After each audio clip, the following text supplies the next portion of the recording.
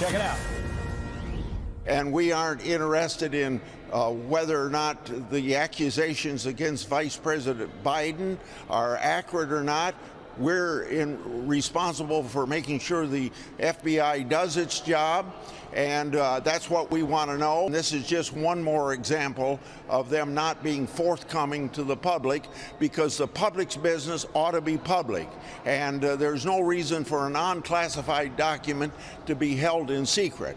That was Republican Senator Chuck Grassley out of Iowa last hour with Dana and me, addressing the FBI's refusal to hand over documents that are critical to the House Republican investigation into the business dealings of President Biden and his family.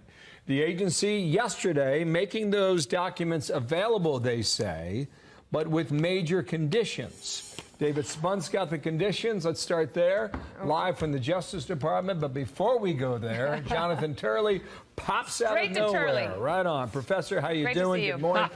Don't know if you saw Chuck Grassley last hour, but he would not characterize the content of the document that he has personally seen. What do you make of this? I thought it was an incredible interview. Senator Grassley now is quite right that the point about this investigation is not necessarily proving the merits of bribery. It's an investigation into the corruption, yes, of influence peddling, but also whether the FBI itself has been corrupted by political influence. That secondary issue is one of the reasons I think the FBI is on a rather bad legal footing here. They've already said they'll show this unclassified document to members of Congress, but these added conditions become less and less persuasive. Everyone agrees that you can redact material from this, particularly the names of the whistleblower, for example, or critical figures. But you can't go too far without interfering with the oversight responsibilities of these committees. So I think that Wray understands that, but there's still a lot of resistance of the FBI of being, forthcoming on this information.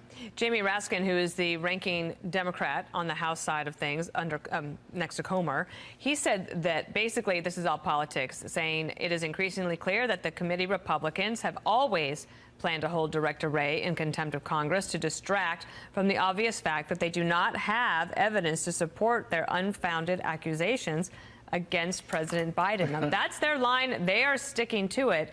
But it does seem that this document could see the light of day. And then what are they going to say? Well, it is humorous because you have members like Raskin constantly saying, where's the evidence, while they're voting against any effort to acquire evidence. They're opposing an investigation into the censorship program. They're opposing investigations into FBI whistleblowers. They're opposing investigations into IRS whistleblowers. All of that is meant to get this evidence so that it can be evaluated. So it's rather ironic to hear Democrats complaining about the lack of evidence when they're trying to stop the accumulation of evidence. Well, here's but the fact is the public supports these investigations. Yeah, I apologize for interruption. What I heard from Grassley, he would not tell us whether he thought there was something illegal on the document. I mean, a lot of Republicans are already on that bandwagon. He is not. Call for number one. We'll go back to the interview. He wants the FBI to do its job. That's what he said. Watch. Put it this way, there's accusations in it, but it's not for me to make a judgment about whether these accusations are accurate or not. It's up to my job to make sure the FBI is doing their job, and that's what this is all about as far as I'm concerned. Public's business ought to be public. So here's how I see it then. They're allowed in, they read the document, maybe brings other colleagues in, they see the document. But if the FBI doesn't make a move, this allegation is dead in the water. Well, first of all, I commend the senator for showing this circumspection. This is why he was respected so widely as a chairman of the committee. This may not be true. There's a lot of information that comes to the FBI from anonymous sources and other sources. But the FBI itself is part of this congressional oversight investigation. Now, they may, in fact, be able to put together material from this document with other parts of their investigation. The House Oversight Committee just released a damning report showing millions of dollars going to Biden family members using this labyrinth of corporations and accounts. They're so complex, they seem only designed to hide this trail. And there are growing concerns in the public, concerns about the FBI's independence and integrity, but also concerns about corruption. Even if this is not a crime, influence peddling is corrupt. It's the favorite form of corruption in Washington. All of that is subject to congressional oversight. So the FBI needs to be very careful. If they prove to be a choke point, keeping these committees from fully investigating these issues, they'll find themselves in court. Spokesman John Kirby at the White House yesterday got a question about this. The reaction was interesting. Watch. There was a Harvard-Harris poll this month that found that 53% of the public, including a fourth of Democrats, believe, quote, Joe Biden was involved with his son in an illegal influence peddling scheme. So what do you say to the majority of Americans who believe that the president is himself corrupt? Wow. Can I take that question? The president has spoken to this. The president has spoken to this, and there's nothing to these claims. I mean, that's what the president has given them to say. They do have a spokesperson in the White House counsel's office, Ian Sams, super capable guy, that they could have floated that to. But I do think that they're trying to basically get through all of this, saying there's nothing to see here. And yet we have these investigations ongoing and a document that's sitting out there, and the FBI might be held in contempt over it.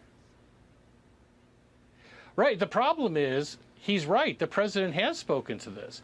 And what the president has said seems to be manifestly false. The president has said that he had no knowledge of his son's business dealings, and yet we have learned from the laptop there's photos with these business associates, there's meetings in the White House. You have one whistleblower who said that he met personally with now President Biden to discuss these deals. There's even references to President Biden getting up to 10% of one deal and getting other benefits. So the problem is that what the president has said stands contradicted. And this idea that, oh my gosh, how could you suggest the president is corrupt, is getting to the point of being insulting. I mean, there are millions of dollars that are going to Biden family members, including grandchildren, from foreign interests, including some associated with foreign intelligence. At some point, you insult the intelligence of the American people with these types of dismissive comments. Professor, thank you. We'll wait to hear when others get a chance to see that document at FBI headquarters. And we'll bring you back. All right. Thank you. Thank you. So Byron Donalds, Republican out of Florida, with us now. And sir, good morning to you. Waiting for some time on this. We mentioned a little bit of this quote. I'll read it again through our for our audience here. It costs $5 million to pay one, $5 million to pay another. They hired Hunter Biden to protect us through his dad from all kinds or problems. I think that should read of problems.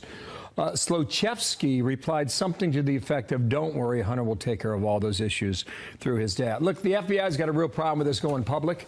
Do you? No, I don't, because the FBI should have been looking into this long ago. And what we have now seen, if you go through the Durham report, what Mr. Ziegler and Mr. Shapley testified to in the Oversight Committee yesterday and in front of Ways and Means a few weeks ago, the fact that the Oversight Committee investigation into the money flow from China, from Ukraine, from Romania, and there are other countries that are coming forward, our House investigation eerily matches what the IRS International Tax Fraud Department was investigating.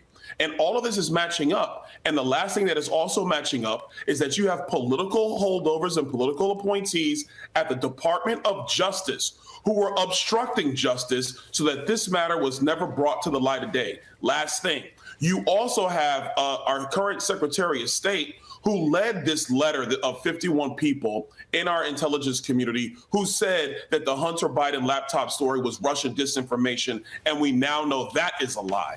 So I think that the FBI has nothing to stand on as far as I'm concerned. This form should have been released to the public long ago. I want to just read the FBI statement so that we have that on record here. They said that we have repeatedly explained to Congress in correspondence and in briefings how critical it is to keep this source information confidential. Today's release of the 1023 at a minimum unnecessarily risks the safety of a confidential source. I wonder if you have any indication of how long this was, did they think that this could go on? Because the investigation's been going on for so many years. At what point does this confidential source still risk safety?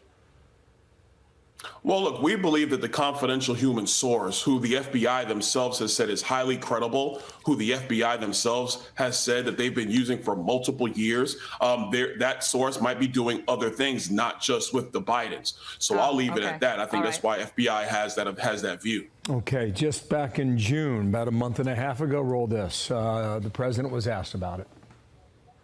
Bribery allegation. Congresswoman Nancy Mace says there's damning evidence in the FBI file that you sold out the country. Do you have a response to the congressional Republicans?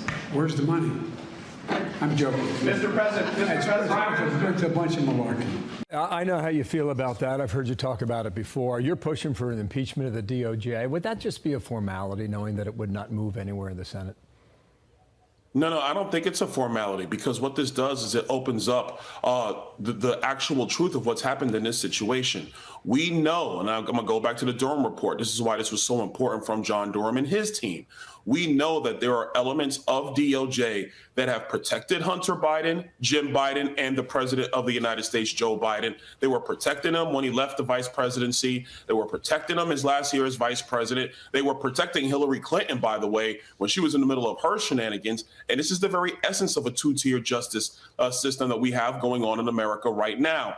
And so I will tell you that if House Republicans, with all the evidence and all the facts, don't move on this, what you're essentially saying to these bad actors in our government, and frankly to the American people, that if you're in the right political party and you got the right last name, you can do whatever you want and nobody's going to hold you accountable. Congressman, what does that look like? I mean, I think people can remember the impeachment of President Trump that they did in his presidency, but for an impeachment of DOJ officials, what practically does that look like? Well, the actual practical pathway for DOJ, I'm going to leave that to Chairman Jordan and the Judiciary Committee, because largely it would move through there. But essentially what I'm looking for, and I think we're going to really go to get, is the Deputy Attorney General, Lisa Monaco. What did she know? When did she know it? Was she signaling to people not to move forward with investigations? Who tipped off the Secret Service detail around Hunter Biden when the IRS wanted to question him? That's grounds for another. Did Merrick Garland stop David Weiss from being able to bring charges in the D.C. circuit and in the California circuit with those AUSAs? Because that looks very clear to be what's going on. And if they obstructed justice, if they stopped the investigation or stopped charges coming forward, that's high crimes and misdemeanors. It gets no simpler than that. Now, I'm going to move on to Joe Biden, because that's the one a lot of people are talking about.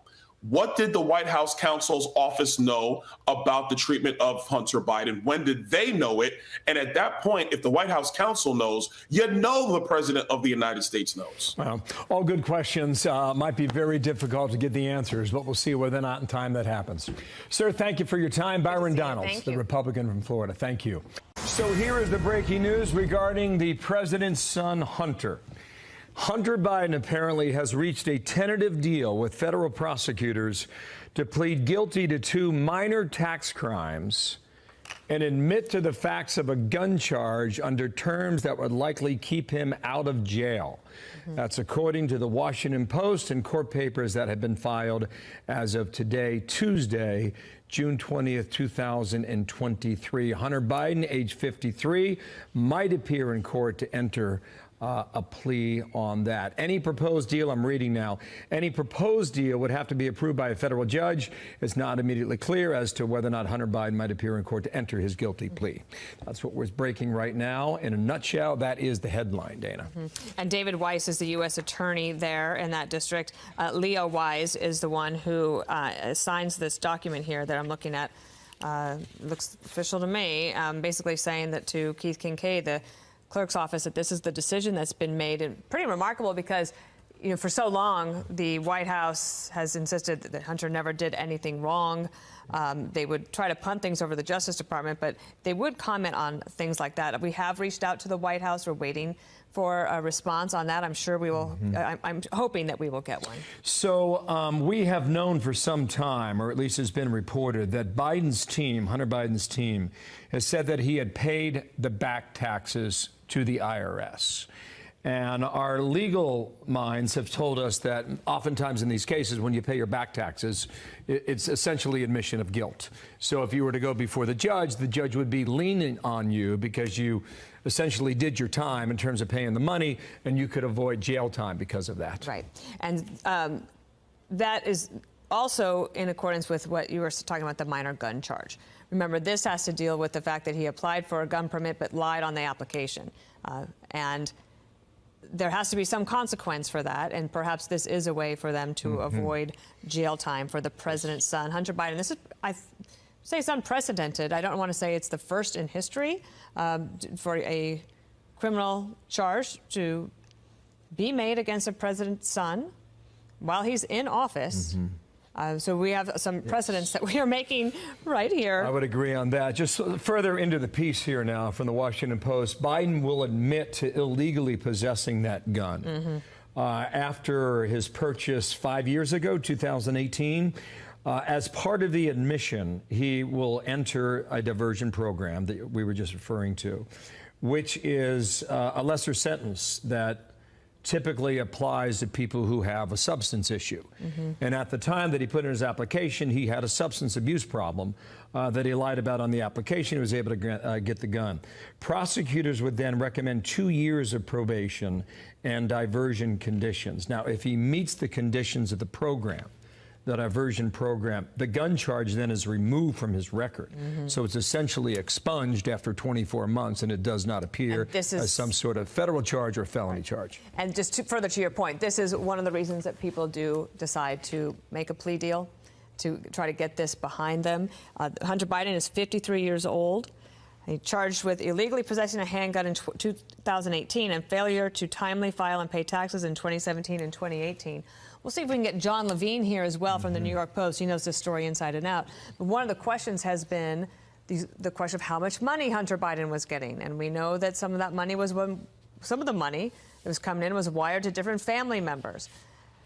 You know, Bill, one of the things is, if you get a decision like this, does it answer the question, or do you get to get the answers to who is the big guy? You have to imagine that Bob Alinsky, what is he thinking this morning as this all news comes to fruition? Where from the beginning, if you remember the 51 security officials who said the Hunter Biden laptop was Russian disinformation, and now we get to this result today. Yeah, and you think about the political aspects of this, Dana, and if that case moves forward that just you referred to, but these two cases are resolved. You're what, 16 months away from really the heat of a national election that Joe Biden plans to fully participate in.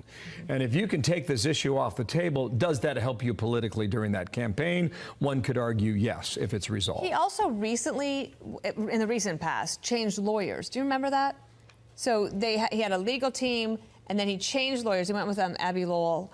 And there's so many investigations. I have to make sure I've got this right, that it's the right one.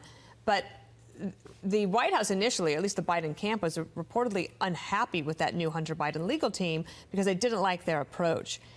If you're running for president of the United States for re-election, and your son is going to be indicted and possibly face jail time, I would imagine that if they thought this was coming, that this was the best thing to do to get this done now in, what is it, 14 months before? 16 roughly. Months what is it, before June? The general election? Yeah, roughly 16, that's right.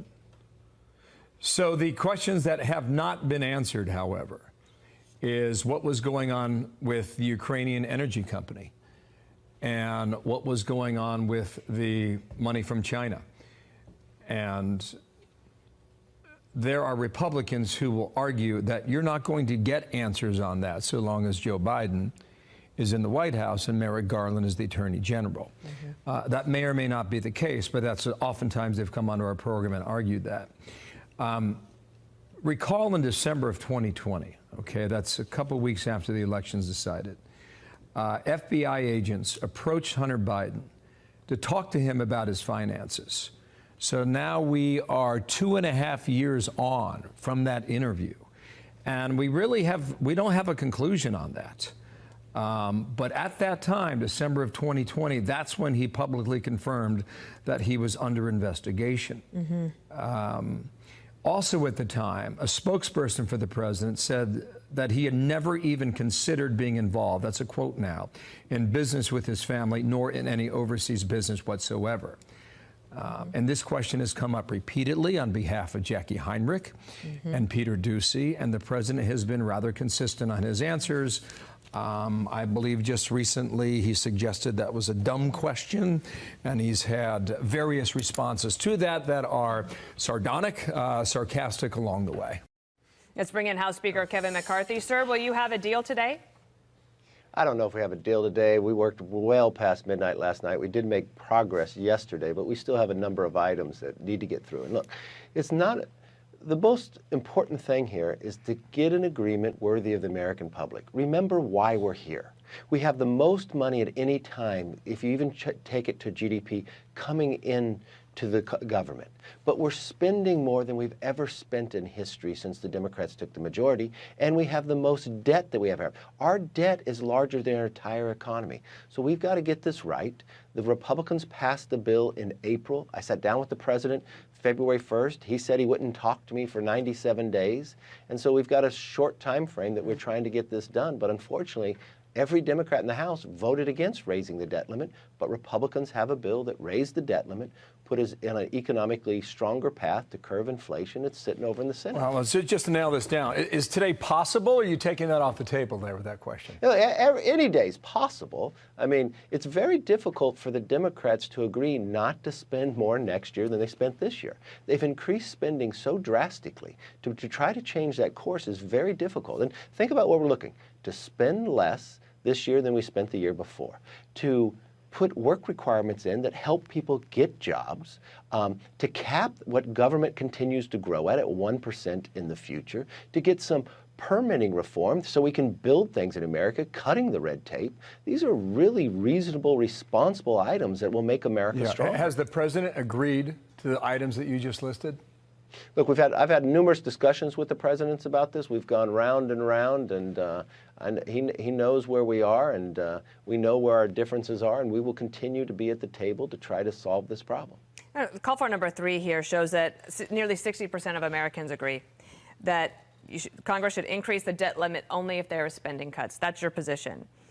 That is our position. And what is different? Because it's very unusual for the Republicans to be have the upper hand here in these debates. If you go back to 2011, when President Obama was fighting with the Republicans about this, what is different about your approach this time that the Republicans did not do in 2011? I'm not sure where you compare, but I just wanted to be reasonable and sensible about this. I sat down with the president on February 1st, said, look, there's 2 things I will not do. I will not raise taxes, and we cannot pass a clean debt ceiling. So let's sit down and negotiate. I would ask the president every single week to do that. That's what responsible people do. He ignored it. We put together a bill that would raise the debt limit and responsibly bring back COVID money that has just sat out there, find ways to make the economy strong, and we passed that. So finally we got into negotiations. I've been very upfront with the American public. I'm not shy from the position we have, because this is the American public position. They know the amount of debt we have, almost $32 trillion. Every American goes through this. If they have a credit card and it hits the limit, you just keep raising the limit till you owe more on it than you make in an entire year. Wouldn't you look at how you spend your money and curb your spending? I think that's what government should do as well. But even in these negotiations, if you're $31 trillion in debt, you're not going to cut a big chunk out of that out. I mean, it's going to be there, and in all likelihood, it's going to go to $32 trillion next. Chad also says that Republicans in the House, we're reading tea leaves here, okay, have suspended their baseball practice for the congressional game next Wednesday and Thursday, which would give them the opportunity to come back in session and pass this. Is that a possibility as we speak right now? Yeah, look, I'm going to hold every day possible to get this done. We will get this done at the end of the day. But we're going to get an agreement that's worthy of the American public. And the one thing I will tell people is This deal won't solve all the problems. The president took a lot of things off the table, but this will put us in the first step, and whatever we don't achieve here, we'll come back the next day to get it, because we've got to start working towards being able to balance the budget, and this is the first step. You've been underestimated over and over again, if you think about even going back to your vote to become Speaker, and there have been some who wonder if you can actually hold the Republicans together to get this deal done. What have you been able to prove since January? Look, if there's anything you know about me, I never give up. And I'm never going to give up on the American public. We're going to get this done. I think it's a benefit to be underestimated. But I'll tell you, our greatest strength is our conference, and our conference is very united in this process. Okay. Couple things here. You repeated it in different words today, but you said the other day, so we're not going to default. Look at the poll that we found. 63% of Americans believe if you don't get a deal done, there's going to be a financial catastrophe. Is that really the case? Because Janet Yellen said June 1st that, you know, the sky's going to fall. We've seen this game play out year after year. Remember back in 2013 where they roped off the World War II memorial during a shutdown in the fall of that year? And these veterans came in from all over America and could not access the memorial. Back in the Clinton years, they closed the national parks. The sky didn't fall back then. Even if you go past June 1st, the government can move money wherever it wants to, can it not? And extend this probably deep into the summer. Look, this is a different type of shutdown or default than a government shutdown. But you are correct about that. Look, whoever the Treasury Secretary is, whatever they say the date is, I will take. But there's money that comes in every single day. If you get to the 15th, a lot of money comes in. So this is why Republicans acted well before Janet Yellen ever said June 1st was a deadline. We passed a bill in April. The Senate has done nothing. Chuck Schumer has never passed a bill. I don't know that he's ever had a hearing on this. Republicans, it's just like how they handled the border. They ignored that problem. We passed a border protection bill. So we continue to work to find solutions, and whatever date they give us, we've already have a bill. It's sitting in the Senate. That's why I'm not fearful of a default. But there's also money coming in every single day. But I will take whatever date they give me, and I will work towards it. Last point. You would not use the word catastrophe based on that answer. No. Look, we know there's money coming in. We know there's ability to get things done. But we also know there's a bill that raises the debt limit that's already passed the House, that's sitting in the Senate, that there's action could be taken. And we know we're in discussions now. They've been productive in many different forms. There's areas that we have disagreement. We both know the areas that we have disagreement in, and we're going to work throughout to try to solve those. Well, nothing drives the White House more crazy than somebody being reasonable, so.